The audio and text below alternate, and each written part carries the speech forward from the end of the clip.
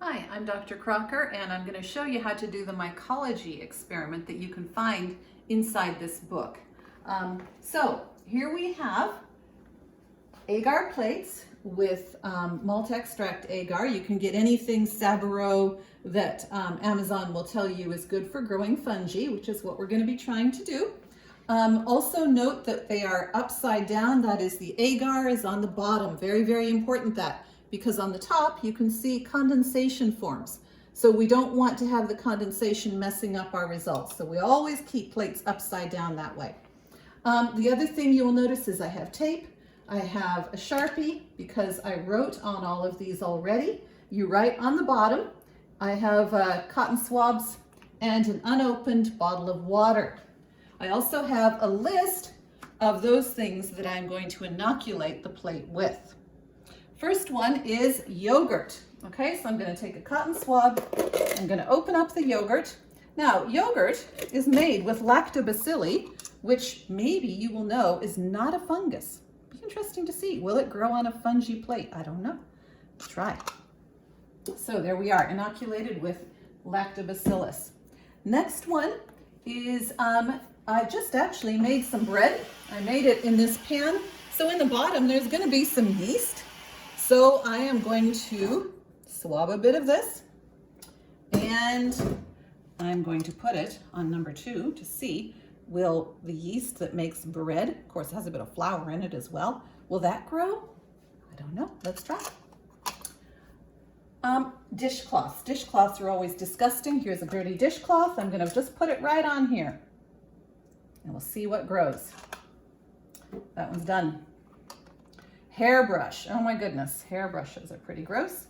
So I'm going to get some water, and I'm going to get fungi out of my hairbrush. And I'm going to put it on number 4. We'll see how disgusting that hair is. Okay. Rose water. Okay, here I have a rose from the garden growing.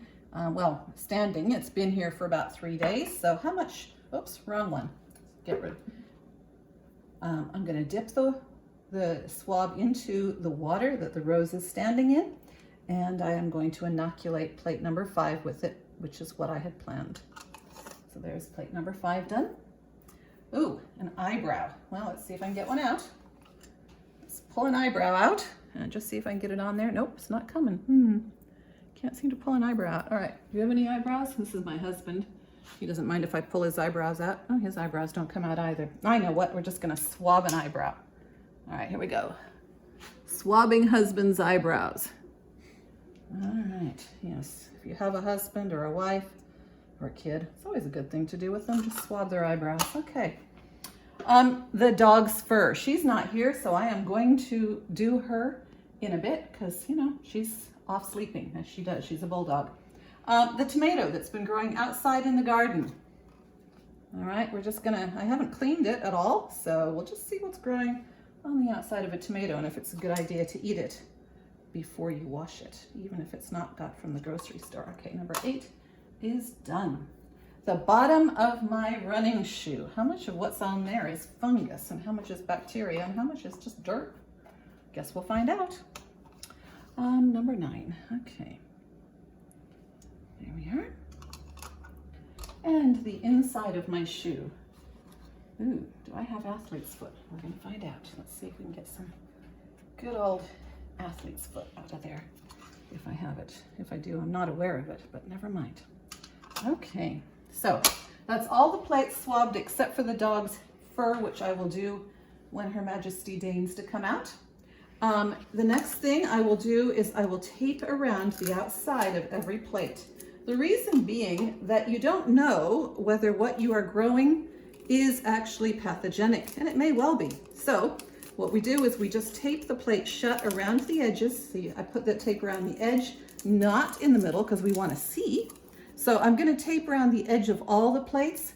Then I'm going to put them back in their box where it's nice and dark.